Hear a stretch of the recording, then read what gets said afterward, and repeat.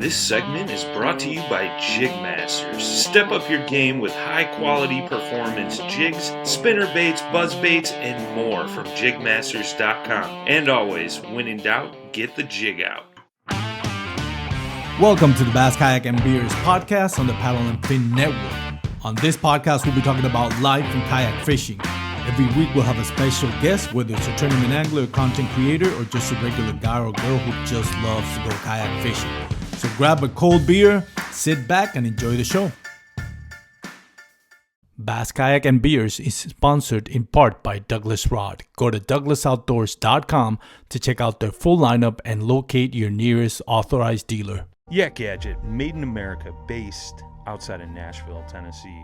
Yak Gadget offers all kinds of storage accessories, quick mount motor mounts, anchor systems, track mounted accessories, even paddles. Go to yakgadget.com and get your kayak decked out for your next trip out on the water. The 153 Bait Company, based in Troy, Ohio, make everything from plastics to custom painted hard baits. Hook 'em hard and hook 'em often. All of our baits are made to order and all of our hard baits are hand painted to order. So go to the153anglers.com to place your order today. Welcome once again, guys, to the B.A.S.S Kayak and Beers segment on the Paddle and Fin Network. As always, it's awesome to have you here on the show listening. Very happy today. I got, as always, a special guest, one of my favorite dudes out on the water. Great kayak angler, boat angler. You call him boat angler? Do we call you boat angler? Is that a correct term? Like, we say kayak angler, but do we ever say boat angler? I think the proper term would be co-angler because I don't own my own boat yet, but I fish a lot of boat tournaments. Oh, there you go. Kayak angler, co-angler, great podcast. Got Bailey Eigbrett from the Serious Angler podcast. How you doing, Bailey? Doing all right, man. Rushed home. I apologize. I told you I'd be ready by a certain time, and I was a little late because I got too caught up in staring at my screen out on the water tonight, getting some practice in. Got a new job, so basically all my practice time is from 5 p.m. to like an hour after dark or whenever I'm crazy enough to stay out there and graph in the dark. So it's going to change the schedule a little bit, but we're making it happen. I'm glad to be back on the old B.A.S.S Kayak and Beers. Unfortunately, tonight I don't have my beer with me though. So what? I know. I'm letting you down. I'm sorry. No worries, man. And never apologize for being on the water, man. You need to be on the water until the water. That's more important than doing the podcast. So how did it go? You're pre-fishing for a tournament? Pre-fishing for a tournament, and we got Canandaigua Lake coming up this weekend, the New York Trail up here, NYKBF. We got Canandaigua Lake this weekend, and basically we had a tournament this past weekend that kicked it off, a little charity tournament that we'll get into, I'm sure. But basically just went out and did a little practice, graphed a while to try to do something I think not a lot of people are going to do, and didn't have a lot of success. Found some fish, but I don't think they're going to be winning fish, so I don't know how much credit I want to give to what I found. And basically I have to, hopefully, if I can, work dependent, try to go out to either tomorrow night or another night this week. Cool, man. So you got a new job. What's your new job about? Yeah, I'm pretty psyched about the new gig, actually. Because they're pretty supportive of the podcast deal. They're supportive of tournament fishing. They're supporting me all the way and giving me time to, the bigger tournaments. They're giving me days where I can go spend time to practice and travel. And they're pretty behind me for that B.A.S.S Kayak National Championship down in Texas. But nice. I'm the new public relations coordinator for Gunpowder Incorporated. So they're a media company in the outdoor industry. And basically my role is predominantly the bass fishing industry. So the teams that I'm going to be working closely with on a day-to-day basis is, Humminbird, Minn Kota, Pure Fishing. So like Abu Garcia, Berkeley, and now they've acquired Plano.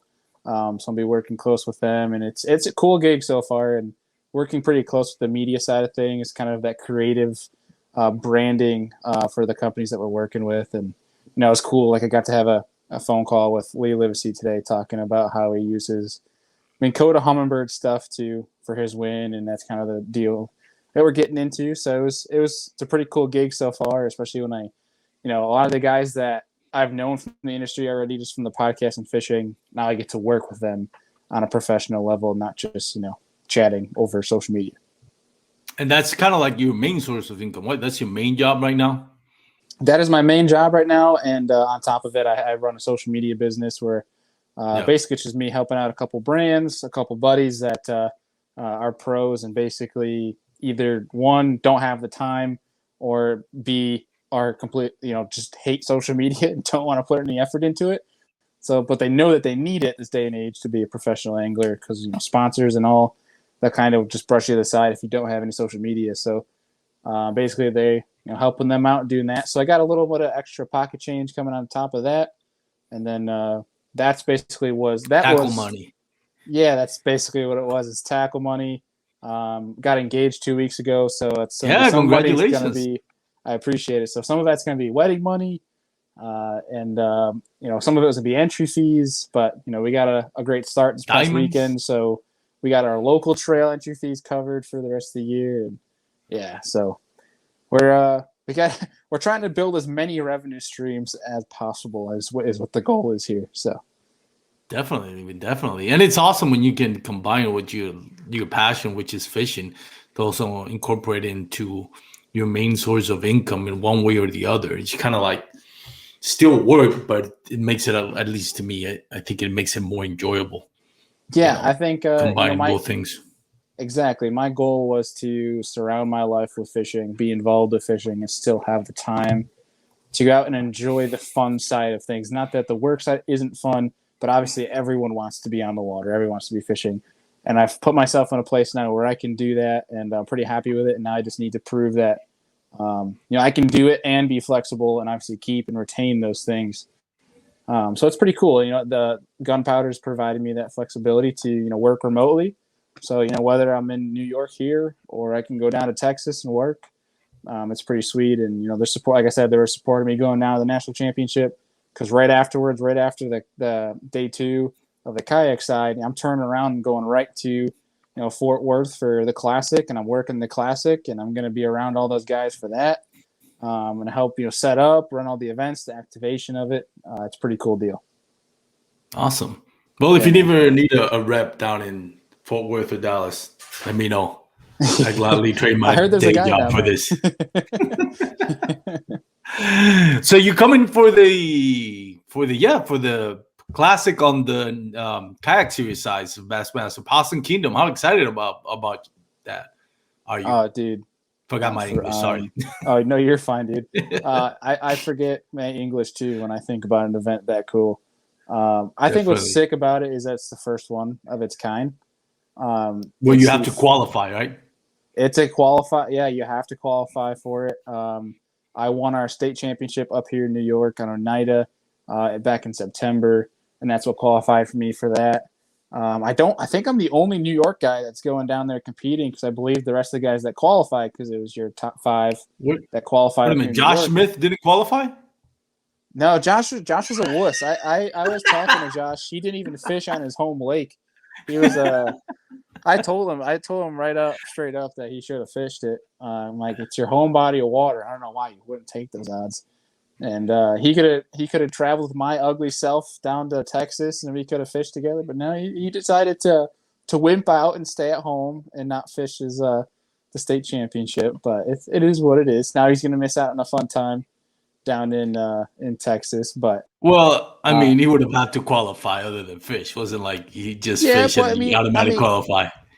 Let's just put it this way, though. I mean, the top 3 out of all the guys were the only guys that even have a limit. And Josh, on being on his home lake, I would think that he might have a chance at least just getting a limit. So I'm going to talk as much smack about Josh as I can in this show, just because. Oh, we batch Josh here all the time, man. We love him. That's the worst podcast now. Go check out Josh Smith at the Dark Waters podcast, kayak fishing podcast. By the way, I was happy to see Josh Saturday. It was the first time I seen him in probably over a year, honestly. So it was good to catch up with him. But was he following you around trying to get, was he following? Did you have to park at another spot to pretend you were there so Josh Smith would stay there and wouldn't be able to keep up with you? No. I think as much as he says, he might take jabs and say he'll follow me around, but I don't think he actually would. He might try to do it just to screw with me, but I don't think he'd actually seriously try to follow me around. But no, I didn't see Josh, dude. Otherwise, you probably would have seen some snippets of. I posted the tournament video today on the Serious Angler YouTube channel. A pretty good video. I just watched it. I appreciate that. If I saw Josh, you would have seen a snippet in there of me like chirping him while we're on the water. You would have seen that. But unfortunately, no, I didn't run into him at all. It's funny. I watch videos of Josh fishing, especially when we're doing the angler of the pod. And the more time he spent on the water getting skunked, the lower he gets on his kayak. By the end of the tournament, you're going to see like this. It just keeps getting lower and lower on that hide. seat. It's funny. He's trying to hide from everybody. Don't look at me.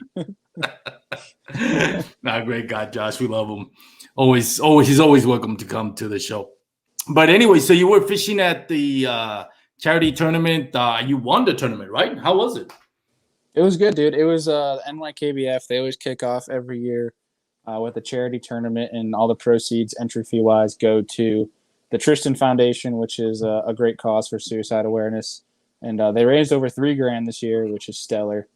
Absolutely awesome. And Justin, the tournament director, does a great job at marketing it, setting things up, giving people a great time. And I know the awards, while I was only there for 5 minutes, which we'll get into a little bit here, I know he put on a great show, and a lot of folks said it was a great show. And he streamed it live. He gave me some crap for not being there, rightfully so.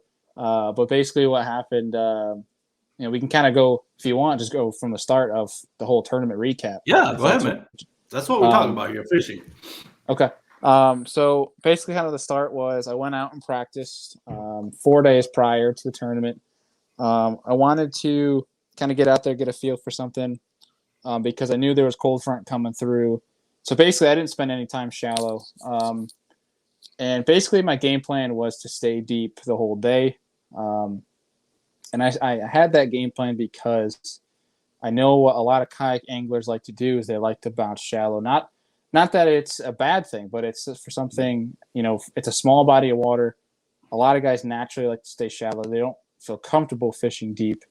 Because I don't think a lot of guys spend as much time into electronics as I am, because I'm addicted to electronics.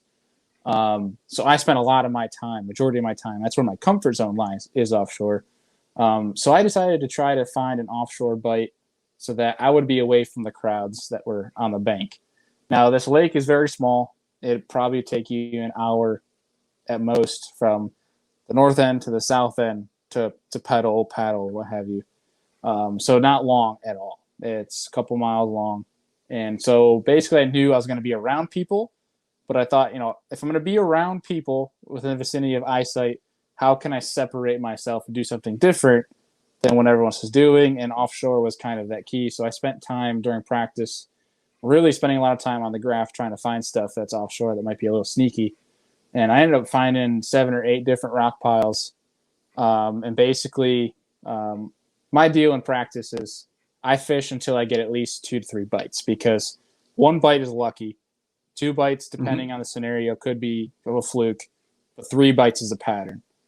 And basically on each of those piles, I made 3 casts and got bit 3 times, so I left. Well, I mean, the first 2 or 3, I got bit 2 or 3 times, and then once I went to other ones and I got bit on that first drop, I was like, okay, I'm out. I'm gonna mark it. I'm gonna leave it. And I created in my mind. I sat there and I looked at them from the mapping, and I kind of just made myself a rotation on how I was gonna work those, and figured that out. And basically, what I did is I went after that. Now that I realized I had something sneaky, I started graphing more, but I started graphing toward that same depth, but I graphed towards these giant main lake points that are obvious. And basically, they're super obvious. And I know how a lot of people work, that if they don't get a lot of practice, or if they don't practice at all, they're probably going to hit. That's probably one of the first things they're going to see. And they're like, okay, maybe I'll start there. So I went there to see if I'd get bit, because it's a community hole. Went there, got bit right away. It's basically this giant main lake point, got bit on it. I'm like, okay, maybe I'll try to start here. Because basically my theory was, if I start on the most popular stuff, I can guarantee that those rock piles I found are essentially, almost guaranteed that I'll have those to myself. So I ended up getting bit off of this giant main lake point, and then I moved to a secondary point right next to it and caught a 4.5 pounder off of it. I'm like, okay, maybe these have more potential than what I, previously kind of realized. So that was my practice day. I left and I already knew what my plan was going to be. And so I set out tournament day with the idea of, I'm going to hit those 2 main lake points, work those for a little while, because 1, they're mid lake. So not a lot of people are going to go there straight. I'm going to make that 2-mile pedal right off the bat to that main lake stuff, and then I'll work back towards my rock piles. So I went to the main lake points first thing in the morning, and basically had probably 5 or 6 guys around me, but the points are so small enough, at least the hot spots, where you can essentially work a specific area by yourself. And they were kind of dead, to be honest with you. The biggest main lane point, I missed one. I dropped one right at the beginning. And basically I was throwing it was a queen tackle finesse football jig. I missed one on that. They were kind of eating it weird. And I was throwing a 1/4 ounce. So I've missed that one. I had them on for probably 2-3 seconds. I missed it. Got bit again, and I felt that they were eating it funny because I missed another one. So I cut that off and I put on a 3/8 ounce that had a 3/0 hook versus a 2/0, and I got bit on the secondary. The first, like as soon as I moved that secondary point inside, my first bite, I pinned them, and every fish for the rest of the day came off of that queen tackle finesse football jig it was a 3/8 ounce with a 3/0. I just realized they were biting it kind of funky with that cold front that hadn't moved through. So I bumped up the hook size and I was able to pin every single one. But that secondary point, I had 3 right off the bat. Turned around, hit it with a jerk bait, missed one on a jerk bait. Realized it must have been just a kind of a window for that jerk bait because they were kind of swiping at it weird. So I went back to the football jig and caught another one after that, got my limit, and basically hit that community stuff until I noticed more people piling in.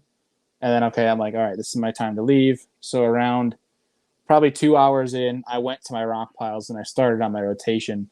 And I basically stayed there for 3.5 hours and got about, I want to say it was a 77-inch limit, I think, is when I left. But basically made those rotations over and over. Probably made the full rotations through those rock piles. And I got bit a lot. I probably caught 30 fish.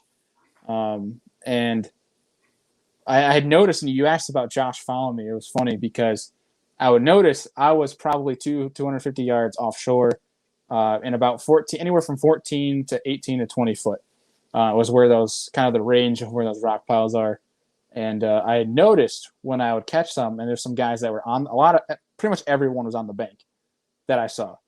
And what I found was there was a couple guys that would be on the bank kind of parallel to, in between me and shore, and they would see me catch one in that depth, and they'd work a little bit longer, and they'd see me catch another one, and then they work out to that same depth line that I was at. They cast a few times, not catch anything, and go back. And it was funny because my theory is they saw me thinking it was a depth deal at this 10 foot by 10 foot object. When they went around, panned around, they're like, kind of probably got confused and realized I should stick to their game plan. But it was funny to kind of see some guys come out there to try to see what I was doing when really it was a target deal versus a depth deal. But it was cool because, I said, in the video I posted today on our YouTube channel, I said at the beginning, I said, my game plan was to fish deep. And I think that cold front was going to help me because I think it would push all those shallow fish back deep that might have been moving up for pre-spawn because the water when I had practiced was 56 degrees. The water on tournament day was 50. And I could vividly see those schools of fish on that rock pile. I would graph them before I fished them. And I could see those fish on side imaging. And it was actually kind of cool, on my way on my rotation from one rock pile to another, I saw some random pod of fish on my side scan, marked them really fast, spun them around with my 360 really fast, lined up my shot and fired at them, and I caught 3 on 3 casts. None of them helped me in my bag, but it was kind of cool to be like, that's just a rogue wolf pack that's swimming around. And it kind of made me think that maybe these fish are a little bit more spread out than I thought. So I took a 110 plus 2, got bit on that a couple times, but they're all shorts. But it's kind of cool to have that rotation. And basically what I did from there is it died on me. I made a full rotation without getting a bite. And I said, okay, I think at this point I have 77 inches. I think I'm just going to go look for 1 or 2 big fish. And what I did is when on my way to leave that rotation, I looked and I saw those main lake points that were about half a mile away. There's no one on them. So I went over there really fast, and I don't know if it want to call it luck or just making the right decisions that day. My first cast across the big point that I didn't even get bit on, I caught an 18.25-inch smallmouth that looked unhealthy as ever. So I kind of didn't really credit that fish much, but I'll take it. It's a great kayak fish. A thing that probably wasn't even 2 pounds. It was so skinny. Put it on the board. It was like a 3-inch call, so that bumped me up in the low 80s. And basically had no bites after that. So I didn't really credit that at all. So I went and I fished brand new water. And what I ran into was these small little main lake points, almost like these micro main lake points. But they had creek channels coming off of it. It had snowed 2 days prior, so they had a little bit of water pumping out. And first cast into there, I broke off on a freaking walleye of all things. And my second cast in there, caught a 17.75, and that called me up to about 84 inches, I think. I can't remember what I actually had at that point. And I said, okay, so I think what I need to do is just keep running just new water for the rest of the day, just searching for a big. And what I did is I started moving along, and I realized there's water, like around noon when that sun's really high up, I could tell this water was a lot clearer than I had realized, where I could see the bottom in 20 foot of water. And there's a lot of these guys that were up shallow. They would come out and they'd talk to me for a second. They're like, oh man, I haven't caught anything today. I'm like, I was kind of taken aback because this lake is known to just catching a lot of fish. And they're like, I can't catch anything. And they've been beating the bank the whole day. And I'm like, I've kind of clicked in my head why my deep bite was so good. And it's because temperature-wise, temperature drop, and clear water, fish are going to move deeper because of the visibility. Deeper water, that's where they want to be when the water's that clear with those temperatures. So I pushed off into a 12 to 15 foot range, and I could literally see 2 to 3 pounders swimming around. Basically, I found a shell bar and saw these fish stacked on it. And I realized I was going to fish that for the rest of the day when I saw 4 or 5 pounders swimming around. I'm like, this is what I need to do. So I backed off of it 100 yards, and I fired some cast out with a drop shot and caught some 16s. My smallest was a 16.25, but I ended up catching a 16.75 that called out a 16 flat. And that was how I got my bag. But it was a kind of cool deal just to see my adjustments for the day, just realizing how I had my game plan. I stuck to my game plan, and it worked. I made the right decisions there. But the crucial decisions were what happens when your game plan runs out. And I was able to kind of fish around, on the fly, and also just basically fish the conditions. And it was kind of cool for me to see things kind of transpire and have things just click. And it kind of, once you put 2 and 2 together, you make that equation and it works out. It's kind of like a reassurance for confidence, and it kind of feels good going into Saturday. It would just be nice to find better fish for this Saturday. So it hasn't clicked just yet, but it was a good way to start the tournament season. Nice little payday, and obviously for a really good cause. So I was happy to donate to that. But what's funny was I mentioned I got engaged 2 weeks ago. I had to go to a family party in Buffalo. It was an hour and a half away, and I obviously didn't bank on winning this thing because in history, this lake hates me. So I realized I had a good shot at winning, but I had showed up to awards, and because I wanted to say hello, because I was on my route back and I had a couple minutes to spare, so I wanted to stop by and say hello to everybody. So shook some hands and everything, said hello, and I was like, sorry, but I got to run. Like, I have to be at a family party in an hour and a half, and just got engaged. I don't want to start it with missing it for fishing. Yeah. If I want to be able to fish for a while, yeah, I might have, I got to be good with attendance to family stuff. And so left there, and I was probably an hour into my drive when the second place guy, Paul, called me, or not called me, he texted me and said, hey man, congrats, you beat me out by 1/4 inch.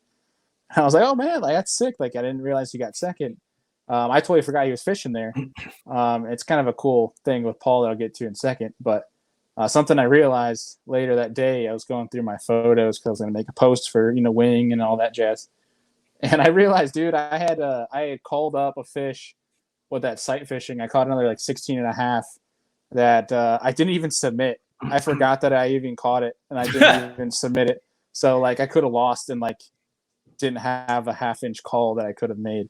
So I was like kind of kicking myself. Like it's a good thing you won that thing because you'd be probably beating yourself up. Yeah, that would have been kicking yourself. It's a $1,000 mistake. But what's cool is the guy that got second, Paul. as an older gentleman, and I had met him out on one of our local lakes last year. And I had like 25 pounds at that point. I had a great day, and I was kind of on my way out, and ran into him. And he's like, "Man, I've been all out here all day. I haven't caught a dang fish yet." And I could see he was kind of relatively new to the sport. And I was like, "Man, I got an hour to spare." I'm like, "You know what, dude? I got a little community hole over here. Let's go fish. We'll get you on some fish. I can guarantee it." And I asked him we're on the way to that spot. We're paddling with each other, and I was like, "You ever thrown a rattle trap before?" It was actually cool. He's a Hobie guy too, so we're both rocking Hobies. And I was like, "You know how to throw a rattle trap?" And he goes, "I've never thrown one before." I was like, "Okay." So I dug through my box, gave him a red eye shad, and I was like, "It's super simple. Bomb it out, let it fall to the bottom, and just slow reel it back." Because that's all they wanted. They didn't want it burned. They didn't want a yo-yo. They just want it slow rolled. And his first cast was like his PB, like a 4.5 pounder. And Look at that. we basically started smashing them for like a half hour. And I was like, "Dude, I got to run, but you're more than welcome to fish this stuff." And now every now and then when I go back to that lake this spring, Paul's there. He's smashing them, beating their face. And I think he's leading the month long for NYKBF. Just got second place at Honeoye this past weekend. He attributes it to beginner's luck. And while he might be, relatively getting into the sport, I think he needs to give himself a little bit more credit that he knows what's going on. But it's cool to see kind of like that transition of, the learning curve, right? I mean, Yeah. it kind of accredits to just one simple conversation can help somebody learn. Not that I'm like an expert, but it attributes to just helping somebody out, pays off. And it's kind of cool to see. It's cool to see him do it. And I mean, you downplay yourself when you say you're not an expert. Let's be real. You did qualify for the Kayak Series, the classic at Possum Kingdom. Not everybody does that. It's not like last year where you just buy an entry fee and anybody could get in as long as, you bought it on time. So you qualified for this. So, and one of the things that I love talking to you about fishing is just that thing that you break down everything. Like right now, I love having you on my podcast because I really don't have to ask any questions other than, "Hey, tell me what happened." And you'll break down it in such an awesome way that you're like, step one through from A to Z, complete breakdown of what worked, what didn't, and how it turned around.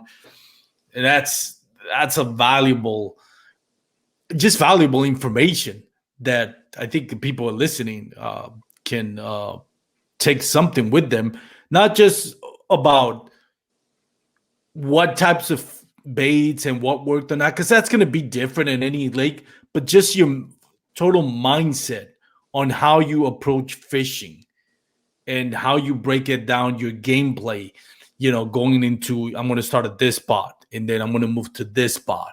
And then I notice this and I transition to this. I think that's the most important thing. A lot of times when we're trying to learn, and I'm relatively new to the sport and I'm definitely still learning, but from experience, one of the things we get caught up is like, well, what bait was he using or what? Really doesn't matter. I mean, it does matter, but it's, the person that you're, when you look at or watch videos like Fluke Master, your Serious Angler podcast, and the videos that you used to do on Eigbrett Outdoors, Wire to Cast, Tactical Bassing, Bass Resources. There's great information out there, but a lot of times it may not work on your lake. You may be doing it great. You may be doing it exactly how you're supposed to do it at the exact place. I mean, at the exact time of the year you should be doing it, but that doesn't mean that's going to work on your lake. And a lot of times I think we have to focus when we're learning is on what's the mindset, because that's more than anything. When to switch a bait, not just how to use a chatterbait, when to use a chatterbait, when not to use a chatterbait, when put the chatterbait away and change to what now? Am I changing to a weightless Senko? Am I changing to a jig? Am I changing to this and that? That I think is what, as I've gotten better and grown as an angler, and again, I'm not nowhere near your level or any of those PKAs out there, but that's the beauty of it, just putting the puzzle together and knowing not necessarily how do you work a bait, but when to use it and when not to use it. And I think that's great information. That's something that I encourage anybody that's learning. It's just like, don't focus on how to use a jackhammer. Focus on when and when not to. That's a good point. There's so much different information out there that I feel bad for a lot of people getting into the sport right now, because there's so much content out there where people say you have to do this, and they use the word have to. They make it sound like it's a textbook thing.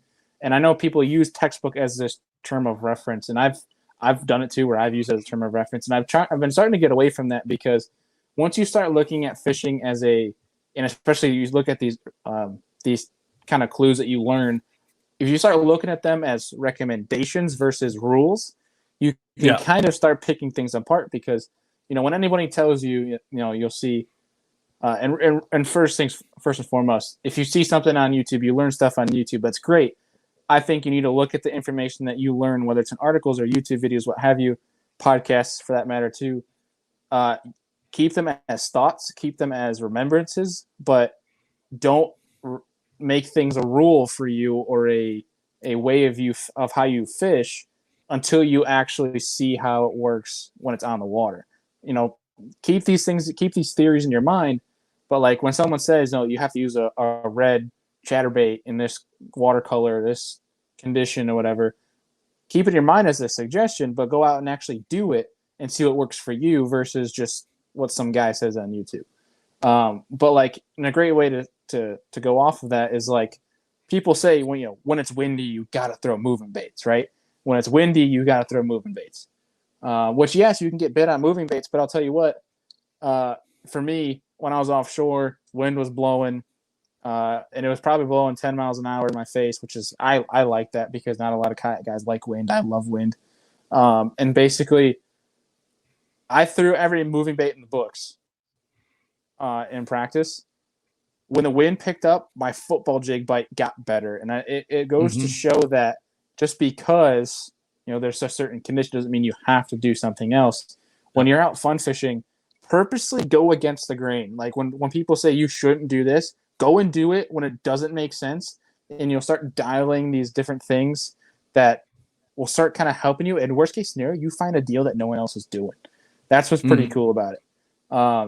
Get weird with the baits. Get weird with your presentation. Get weird with how you work a bait.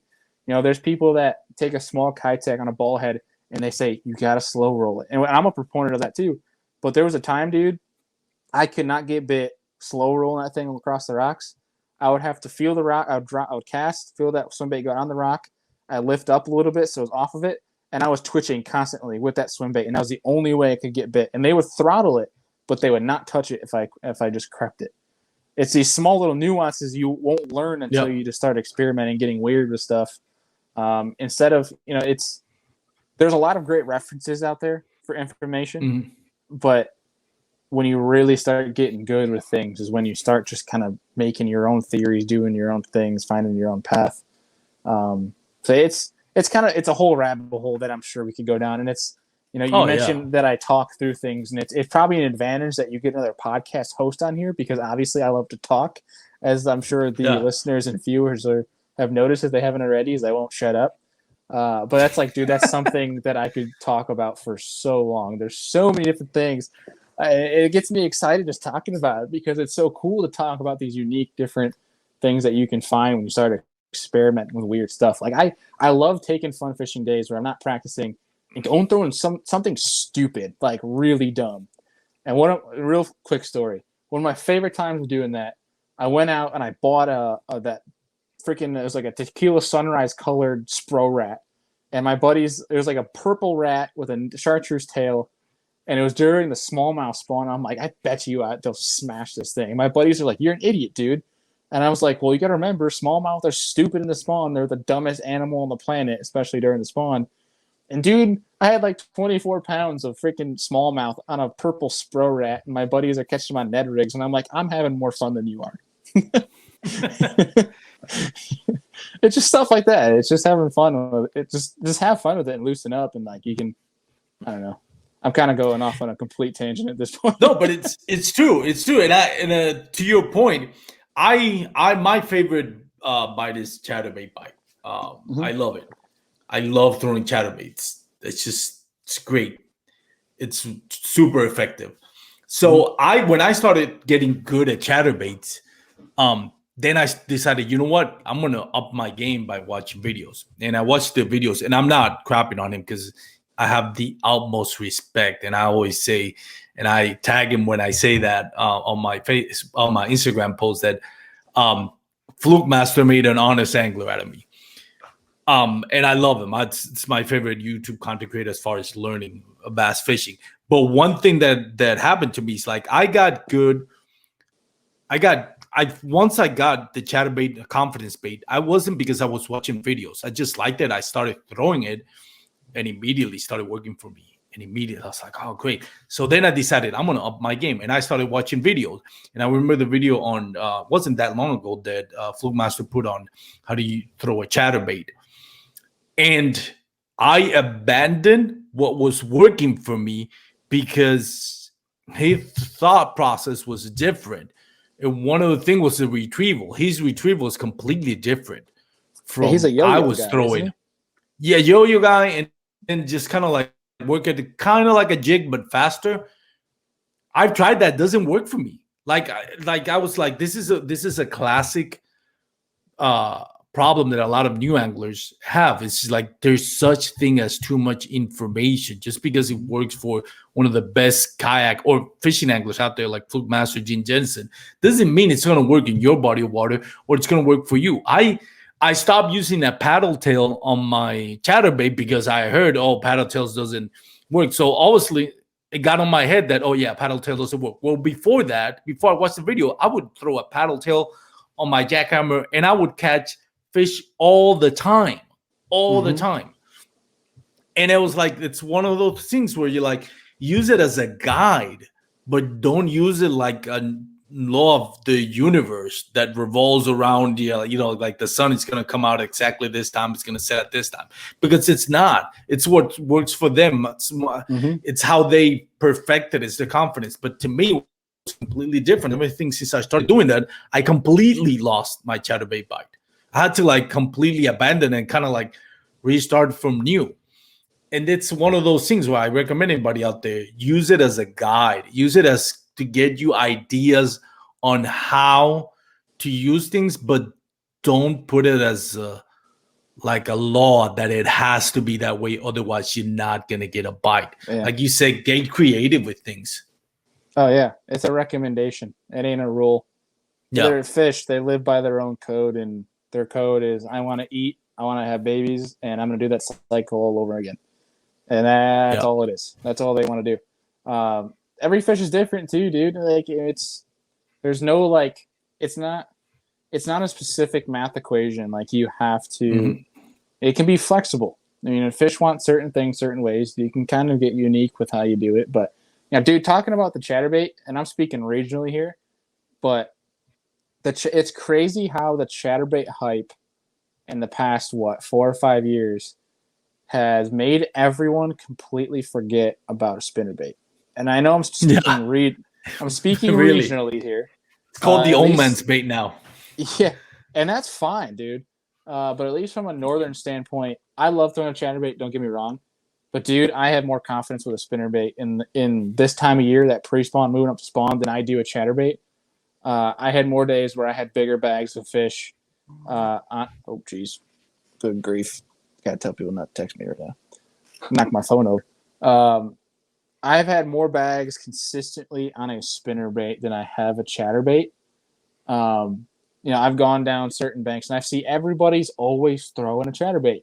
And I specifically made it a point where I went to a community hole and there was 3 boats there.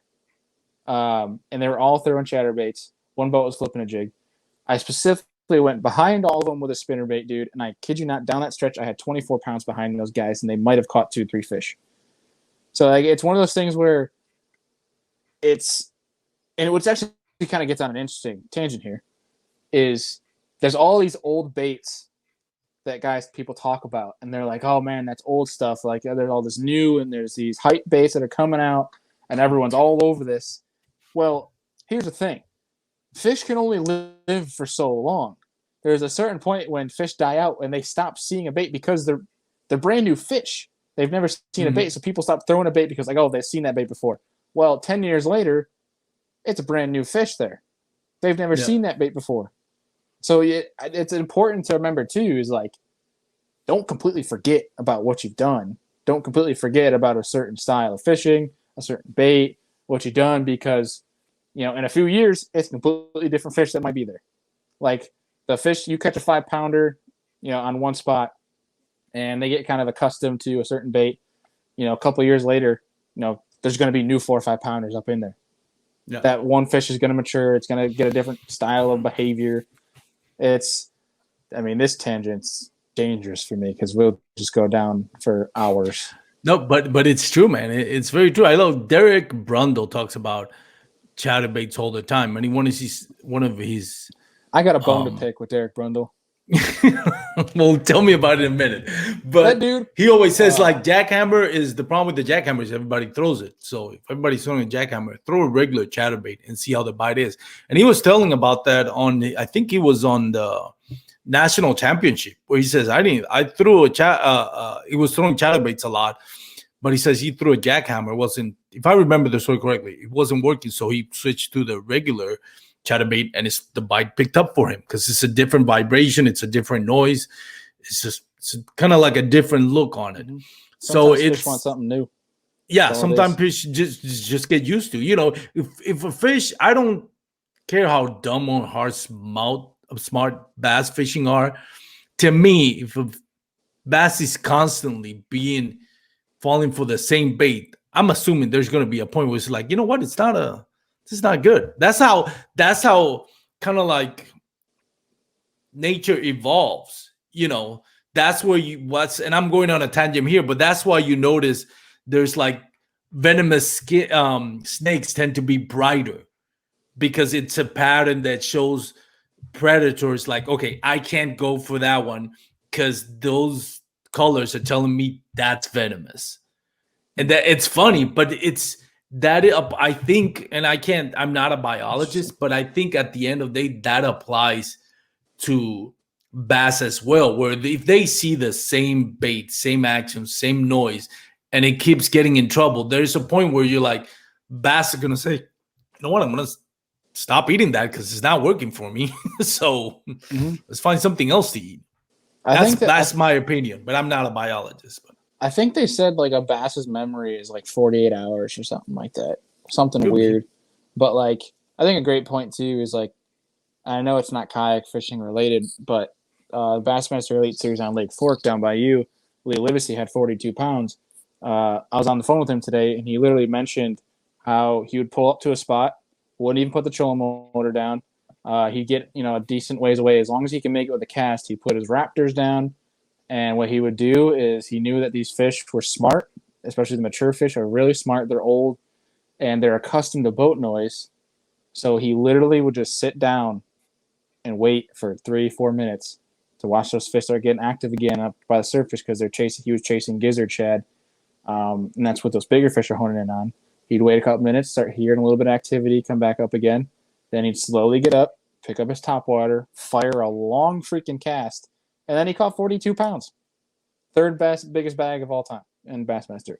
Because he realized, and he did this on Chickamauga when he won last year too, is he'd pull up to a spot and he'd give it 5 minutes to let everything settle. For the fish to forget that he was even there. So it's kind of one of those things too, where it's like you might get on a bite, and you're smashing them on, say, a black and blue chatterbait. You're smashing them, bite dies. It's probably because they got accustomed to that chatterbait. If you switch up, maybe throw an orange or a white, you might get a couple more bites, and it might die off again. Then you pick up a spinnerbait or a square bill or a jerkbait, and you kind of keep cycling through. My co-host and I, Andrew Full, we were out one day, and we started smashing on them, just crushing them on football jigs. Bite completely died. We were doubling up almost every cast, and all of a sudden dead. It took us 10 minutes to realize, let's try something else. We threw a rattle trap in there, started crushing them again for 10 minutes, died. And then Andrew picked up a square bill, started crushing them. I picked up a jerkbait, started crushing them. It was just one of those things where sometimes fish get accustomed pretty quick, especially now that there's more fishing pressure. They see more baits, so you kind of switch things up, and you got to kind of take that notice. don't be afraid to pick up a new bait for a couple more minutes just to kind of test that theory. And if it is, it can completely change your day. Definitely. But going back, I do have a bone to pick with Mr. Derek. With Derek, are you gonna crap on Derek Blundell? I don't want to get in trouble with Derek Blundell. Oh no! I can never crap on Derek. Derek's a good dude. Where I have a bone to pick with Derek is he caught a freaking giant that he posted on his Instagram that's at least a 7-pounder. And the dude, I commented on how much it weighed, and he goes, "I don't bring a scale with me when I fish." And I had fumes coming out of my ears, man. He's like length only, and I'm like, but I'm such a pounds guy. It's so bad. It's like, I was just like, I want to know how much it weighs. Like, I was just going crazy. I don't bring a weight scale with me either. I don't like it. Oh man, what are you doing? What if you catch a 10-pounder? That's like the epitome of bass fishing. Is a guy wants to catch a 10-pounder. If I've probably been close. I caught a hybrid that I'm pretty sure it was a 10-pounder, but like a largemouth, smallmouth hybrid. No, hybrid, like, well, in Texas we call it hybrids. It's a sand bass. Okay. Yeah. I thought you were talking about like the hybrids there. Wiper. I think they call them wiper up in New York, right? Is that what they call them up in New York? Wiper? Yeah, we call them wipers. Yeah, so a wiper. So, because here's my thing, and I mentioned this on Monday's podcast with the noob. My biggest fish, when I started fishing, I had a weight scale, but I didn't have a kayak yet, so it didn't dawn on me to measure it. So I was like everybody else, the weight scale. Yes, let's do the weight scale. So I caught this, it was in Lake Grapevine. I caught this post-spawn female bass that was absolutely humongous. I look at the pictures now, I couldn't get her in the frame anywhere. There was no way to get her in the frame. I have pictures on Instagram, and I wish I had it on my computer because I would screen share it here. But it was just a humongous bass. I'm thinking, and I've asked people around, says, what do you think? I think it's like 24 inches. They're like, yeah, it got to be 24 inches or more. My personal best measured was 22 and a quarter. That one was bigger than that. But I had the weight scale. Because it was a female post-spawn, she had not eating. She was not. I thought I was snagged because she didn't put up a fight at all. She just barely, just by the skin. I wish I had that picture on my computer because it was just barely under like the skin that I hooked it. If she would have put any type of fight, she would have broken off. But she didn't. I just thought it was snagged. I pulled the rod to unsnag it, and lo and behold, biggest bass I've ever caught unofficially. So when I put it on the weight scale, 3 pounds, and it was skinny as like, this has to be the bass last year. I mean, that thing was just like, she put up no fight. She had to be, was up shallow. She had to be like up in the creek. So she had to be like just post-spawn. Like she was like done. She was like, I haven't eaten. I'm done.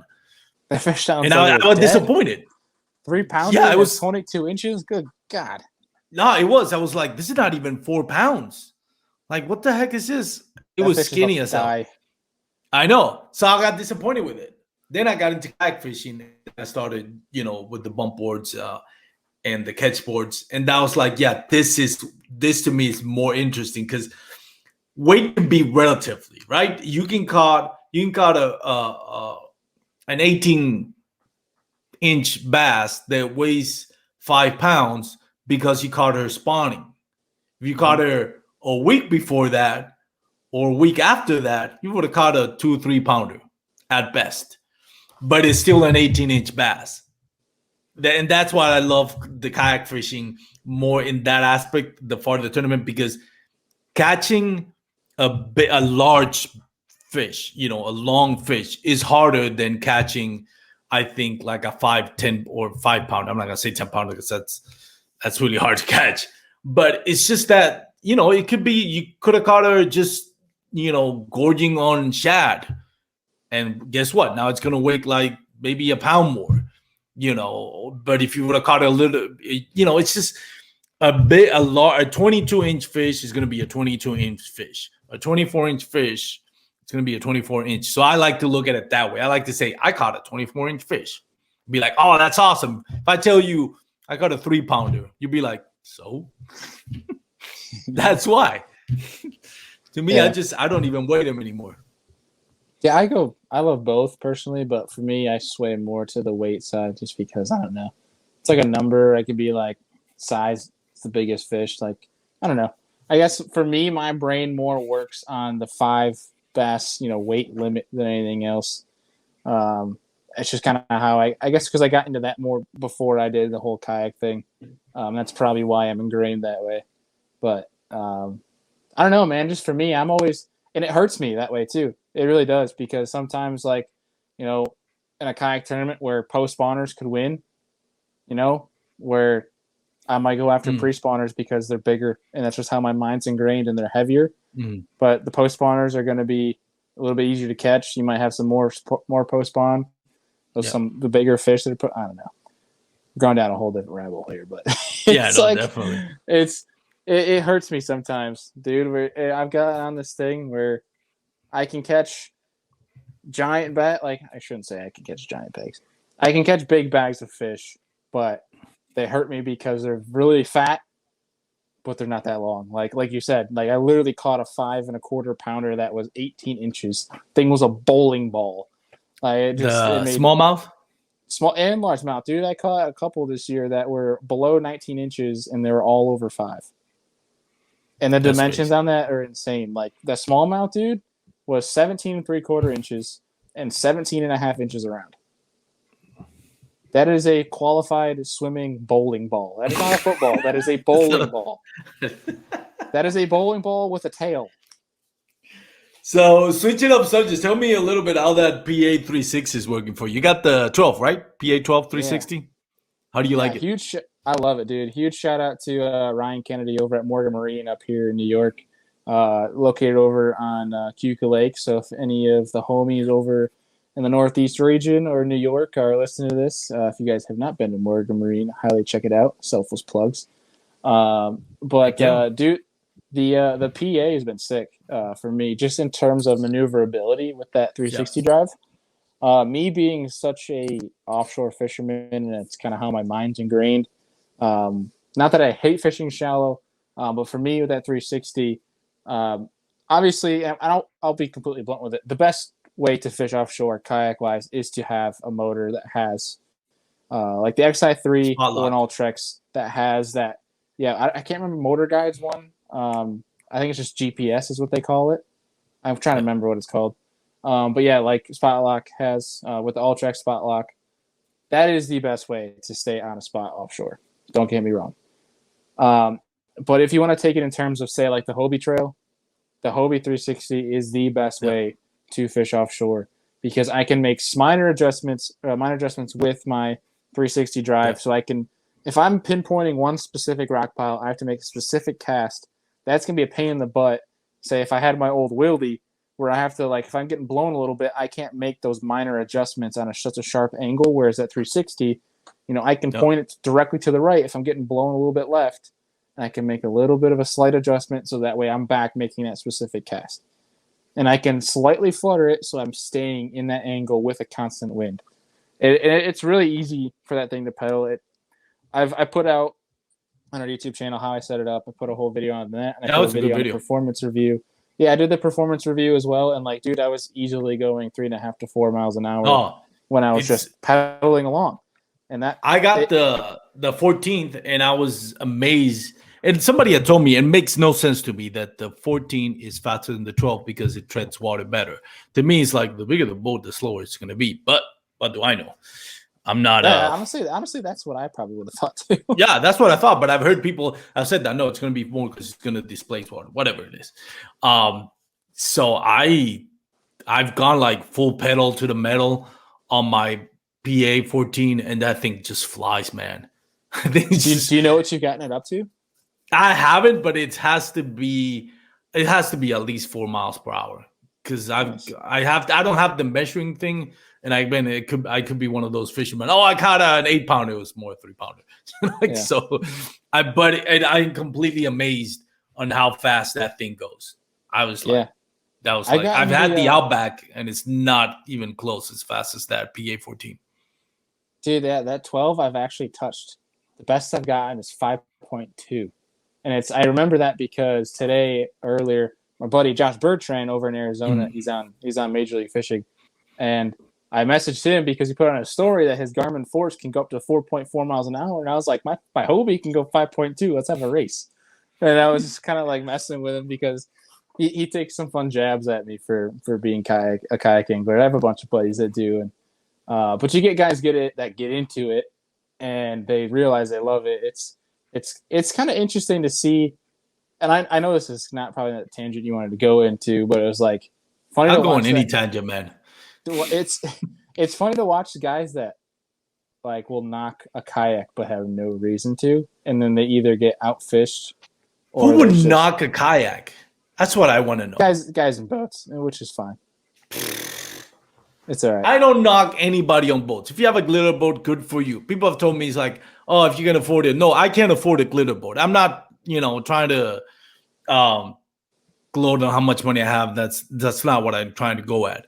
I have a kayak and not a boat because I'd rather have a kayak. Mm-hmm. I'd much rather have a kayak. The places you can go with a kayak, no boat can make it. Just last week, I went to Grapevine. There's an RV park where, and I found a little, and I posted the video. I found a little tunnel that I was skipping on that tunnel, and I caught a sand bass. So I decided, you know what? That's not that low. So I went and I got into a little creek that was literally 1.5 feet deep. Mm-hmm. And I didn't catch a big one. I saw a huge spotted bass, but I just couldn't get him to bite. And I'm on a creek that is literally like as wide as my kayak. And I have the 14-foot. So I'm like, even there were parts of that creek where it was like I can almost touch the east side of the bank with my hand. And just to be able to get through that, pedaling and cast. And I did end up catching something. It's like no boat can even come close to here. Mm-hmm. So to me, it's like, I could afford, but I don't want to. Like, why would I spend that money to limit where I can go as far as fishing? Yeah. I see both sides. Yeah. I love both sides of it. If I could, I would have a boat. But I obviously would, if I ever got a boat, I would obviously keep the kayak because I love both for different reasons. The boat, I love fishing big water. You know that about me. I'm a big water fanatic. While fishing small stuff is fun, I love going out on Lake Erie on my kayak and going after big smallies. The boat is something for me where it's like there's so much weight on your shoulders in terms of, I shouldn't say weight on your shoulders, weight on your decisions that you make in a kayak because obviously your maneuverability isn't as much of a factor as when you have a 250 Yamaha on the back and you can go wherever the hell you want. So it's like you have it's so much more critical the decisions you make in a kayak because you can't just pick up and go 4 miles. Yeah, it makes you a better angler, in my opinion. Yeah, it does. But I also think, there have been times where I've been sitting there and I made the wrong decision. And I'm like, dang, I know this sucks, but because I know this sucks, I know that's good, but that's 5 miles away. And I'm going to get there in over an hour, where if I had a boat, I'd be there in less than 10 minutes. So stuff like that kind of outweighs it. But like in the same point in time, tournament morning, or not certainly tournament morning, but like take a random Saturday morning, driving to the lake. I'm waving at all the guys filling up their boat at the gas station with my kayak because I don't have to fill it for gas. It's stuff like that. And like, you know what? Your boat breaks down. You're far away. Well, that sucks. I don't have to worry about that because I don't have a motor to worry about. It's from an expense standpoint, like kayak's the way to go right now, especially with these gas prices rising, dude. I mean, I don't want to be. I mean, granted, I'm a kid out of college, so expenses aren't really a great thing for me, anyways. But like, kayak is the way to go, and with the whole gas deal right now, plus, I have something other than the kayak. I have something better than a boat, other than the kayak. I'm not talking about the kayak. My best friend has a boat. That's even better. See, and now you're talking. My best friend has a boat. Shout out to Arnie, by the way. He has a boat. Yeah. I don't have to See, worry I about got a bunch gas. of I don't good have to friends wear with boats. nothing, trailer. No, that's it. That's Exactly. even better. Any boat owner will tell you that's better than having a boat. Oh yeah. And no guy with a boat is gonna say no to you going and backing him down so he doesn't have to do any of the work. Oh, he doesn't So- let me back. I told him like Oh, he I'd doesn't? rather. I told him I used to have a jet ski and a trailer, so I'm used to having a trailer. So I'll back up the truck with the trailer. He rather I, pulled up the boat to the trailer. I'm like, dude, that's even more dangerous because not only can I break your boat, I can break your truck if I ram it in the back of your truck. So Yeah, I rather. I But think he's like, no, I'll get the truck. You load the boat. I'm like, yeah, it's probably better the other way, but whatever. I'm just happy to be there. Yeah, that's interesting though. But yeah, no knock on boats and glitter boats. They're fine. I just don't I like love it both. when I don't like it when they're kind of like crap. Oh, you have a kayak, dude. I have a kayak because I want a kayak. I could afford a boat if I wanted to. I just don't want to limit where I want to go. Plus, to me, it's all about relaxing. Like if I like power sports, like I used to have a Sea-Doo. Yeah, I loved it, but that I didn't go fishing on it. I was just joyriding on it. So if I have a boat like that, like I'm not gonna be fishing. I'll be joyriding on it. I want to go fishing. I want to be relaxed, sounds of nature, and get to where nobody else can get and find those. That's where you find the juice. That's where you find the good bass, in my opinion. Yeah, it's both have their advantages and Yeah, of course. disadvantages, that's for sure. But I will say, this aluminum boat trend is making some waves. That's why my buddy has an aluminum boat. Yeah. Yeah, that's making some waves, man. I've seen John Cox get in inches of water. Yeah. So it's one of those things. But either way, I'm not knocking either of them. Never will knock either of them. Both have their advantages. Obviously, not a lot of people can afford an $80,000 boat, so I don't think it's fair to knock anyone that's in a kayak. But it's both have their place, and I think if anything, and people might get mad at me for saying it, is I think the guys that hate on kayaks are threatened by kayak anglers. I think they're threatened by that industry. I think there's not a lot of people that see the opportunity that's there. There's so many guys that are, joining these 250 boat tournaments when there's, these small club trails on the same lake for kayaks that they could be doing well in, but they're not taking advantage of that opportunity. But I don't know. Like I said, there's advantages and disadvantages to both sides of them. And Drew Gregory, I need to shout him out because he's been doing a really good job of making it a point to try to combine both the worlds. He had a really good article in Bassmaster of how kayak anglers and boats can share the water. And he mentioned, in that article a lot about, like you said, getting in these backwaters. And it's something for me, which is kind of weird because for me in a kayak, being an offshore guy, I do get guys, I have gotten comments where it's like, dude, just get a boat, whatever, that sort of thing. But it's like, I don't know, there's something kind of satisfying about putting in the work and dealing with those bigger waves, that wind when you're offshore, battling it, and you do put together a good bag. Something about that just kind of feels pretty good, but I don't know. Anything catching a fish, it feels pretty good. Yeah. By the way, Drew Gregory, isn't it, to me, he's the most underrated angler out there. Like if people say Russ Snyder, Jody Quinn, well deserved. Russ Snyder, Jody Quinn, Christian Fisher deserve all the accolades they get. Drew Gregory is a beast. He's a guy. He's knowledgeable. He's always up there. It's just kind of like, I don't know why I feel like he falls under the radar. Like he's underrated, but that guy can fish with anybody out there, man. That guy is awesome. Yeah, he is your shallow water guy. Nothing wrong with that. No, not at all. Not at all. Good God, no. I like Drew a lot. Drew and I have shared some good conversations over the phone. And I'm excited to see Drew down in Texas. But what I'm interested to see, and I kind of hope Drew listens to this. If not, I might actually make sure he Drew doesn't listen to this. He has his own thing, man. He's going to be like, who? Bass kayak? What? I'll send him the link because I want to challenge him here because I'm very interested to see how he's going to do because he's coming up to Champlain. And I know I was talking to him a little bit. I told him kind of what goes on Champlain that time of year. And he's mentioned how he wants to try some of these backwaters. And the first thing that comes to mind is like, I have never had, found good winning fish on backwaters that time of year on that big of water. So I'm very intrigued to see how he does and how that plan for him transpires, because that big of water, I'm going to say your 99% of your winning fish are not going to be in those backwaters.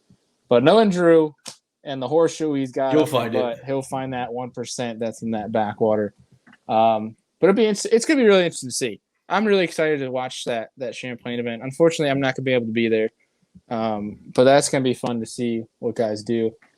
Just being closer to home, and it's cool to see Hobie go up there. I hope they get a tournament on Cayuga, because I will be in that regardless of what's going on. But it's I don't know, it's kind of cool. Drew does a lot of good. I think there's a lot of guys that that fish those trails that not many people know about, that I think if they had, whether it be work schedules, whether it be financials, whether it just be even the willingness, if all worked out, there would be a lot of different names you would hear on those trails that you don't hear about a lot right now, just because kayak fishing is blue collar. And blue collar means guys have 9 to 5s and they can't take the time to go travel around and do that stuff. But I think if they had that flexibility there, that could be said on the boater side too. That there's a lot of names out there that are straight hammers that could replace the big names right now. Yep. So it's just one of those deals. But I think Drew does really well. I've seen, like you mentioned, Jody and Russ, Christine. I think Ryan Lambert is finally finding his pace. Not that he hasn't had it before, but like now he's just like, it seems like he can't not win. It seems like he's winning about everything he fishes. And I hate to, because the last person I want to have this misinterpret is Ryan Lambert, Lunch Money. He's an awesome angler. I love him, and he has a great podcast. Dan Perry mentioned kind of something when he was on the podcast, like his big wins have come in Tennessee, where he's from. I like to see Ryan Lambert win something out, and I'm not knocking on him. First of all, I'm not. A lot of people say, "Well, what have you done?" You and I, when we talk about a podcast, we're here to talk about what we see. It's like Bob Costas, he's not an Olympian, but he always covers the Olympians because that's his job. When we have a podcast, we approach it as from a journalistic point of view, like a broadcaster goes on a play, an analysis. That doesn't mean that I'm even close to the level that Ryan Lambert is. But when you see, but we do analyze things. And one of the things that I would love to see, and I'm a fan of Ryan Lambert, I like to see him win something outside of Tennessee, like a big tournament that people can say, you know what, it's not just in Tennessee that he's taking your lunch money. It's other places too. And he's had success, but I think both of his signature wins have been pretty much in Tennessee. If I remember correctly, there might be other signature wins outside of Tennessee that I don't recall. But, that's something that I love to see from Ryan Lambert. And again, from a standpoint of I'm a fan of what Ryan Lambert is doing, both his podcast, his overall demeanor, kind of thing that he doesn't, shy away from what he thinks and what he wants to say. And his mentality, how it shows on his tournaments on the water. So from a standpoint of a fan of Ryan Lambert, I like to see that. So nobody else can say, hey, well, it's just in Tennessee. He can do it some other places too. If it's a river system or it has some sort of current involved, I think Ryan's pretty much guaranteed in that top 5 just because he's so good in current. I think he's somebody I'm afraid of when it comes to Possum Kingdom, because Possum is a river system, believe it or not. Well, actually, you obviously know that. Because it is. But I think the best bite in Possum Kingdom is below its dam, and I don't think that's going to be accessible for tournament fishing waters. No, but there's also some creeks and rivers on that thing that have obvious moving current that could play. It's just who is willing to make that far of a trek. Yeah. Which, if there's someone that's going to do it, Possum Kingdom is going to show out.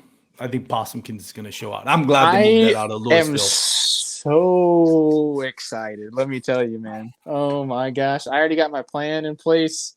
I'm going to live and die by it already, but dude, it's going to be I'm just gonna put out me being an offshore guy and the research that I've done. Oh my gosh, I am gonna be in heaven with what I've found out there.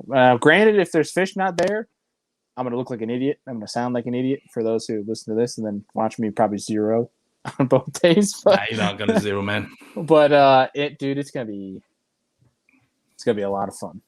It's gonna be great, and it's gonna be big names out there. Like the top anglers are gonna be out there. Yeah. You know, and I'm looking forward to that. It's anybody can win it out there.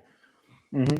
I mean, you got the local guy. You got to think Matt Scotch, Guillermo are going to be favorites going into that spot. I'm sure they got to be favorites. I mean, but again, like you said, Ryan Lambert, great angler. I love to see Ryan. I would love to see Ryan Lambert win that, just because, you know, puts him right there in the conversation with some of the best right now. But yeah, Guillermo Gonzalez he's Matt Scotch. That's going to be a hard. That's not going to be like Lake Fork. Lake Fork fish very differently, especially after that really bad winter storm that we had. It kind of changed the plan for everybody. And I mentioned this before. Guillermo Gonzalez was only Texan in the top 11. And I'm not going to call out names, but there were good Texas anglers that got skunked on Lake Fork, which that surprised me. Some of the names out there is like, this guy got skunked. He's one of the best anglers we have here in Texas. I'm not going to say the name because I don't want to just sound like I'm throwing a jab at it. But I think now that inclement weather is way back in the past, and it's going to be those hot summer days, although it's not going to be as hot as July and August. People think, oh, summer in Texas. Yes, it is, but it's mostly August, especially mid-August. That's really bad. June and July is not, especially June. It's usually not that bad. Although you do have some Junes that, you know, we had a couple of years when I really got into fishing. We had a May that we were in the 100 degrees for like 3 or 4 days in May. And then in August, I don't think we both broke 100 degrees on any day in August that year. So it can be weird, you know, but traditionally June is actually not that bad. It should be great. It should be great. Again, I got to think some of the local guys over here got the edge on that.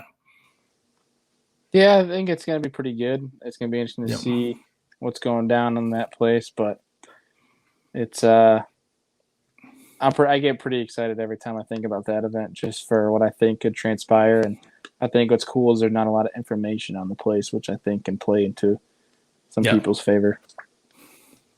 Definitely. Well, Bailey, I know you've worked today, you fished today, you're in Eastern time, so for you it's a lot later than it is for me. So thank you for coming to the show. Before I let you go, any shout outs, plugs, shameless plugs you want to do? Yeah, sure. For those, if you're still listening in and we haven't bored you to death yet. If you guys are feeling generous, check out the Serious Angler podcast. Yes. You can check us out on YouTube. We don't just put out podcasts, we put out fishing videos and different instructional videos, unboxings, whatever have you. We put stuff out like that, so check it out. You can check out the podcast on any MP3, you know, Apple Podcasts, Spotify, all that jazz. But other than that, dude, not much going on besides the tournament here next coming up this Saturday for the NYKBF, and it's pretty much about it. Awesome, man. So go check it out. Serious Angler Podcast live every Monday. Yes, sir. Right. Perfect. Oh, well, yeah, I guess something to kind of note. We usually go 3 days a week, Monday, Wednesday, Friday. We are going down to Monday and Friday only. We are going down to 2 episodes a week, but Monday's shows are now going to be about 2 hours long, an hour and a half to 2.5 hours. So we're going to have the same airtime. We're just going down less an episode to Andrew and I. Andrew having a kid and a wife, you know, job, starting a guide business, me getting a new job. It's just something that, like, we need a little bit more time to do other things, to edit more videos and stuff like that. So going down quality to 2 over quantity. Exactly. So every Monday night live, every Monday we'll be live, starting at 8:00 Eastern, and we'll have a pre-recorded for everybody on Friday. Definitely. Congratulations to Andrew. I got to get Andrew on this show. I need to talk to him. I'll send him a message. But definitely congratulations to Andrew. If you want to learn, congratulations to you once again on your engagement.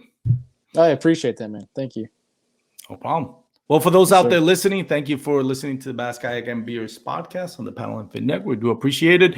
If you're going to go out fishing, please wear your PFDs.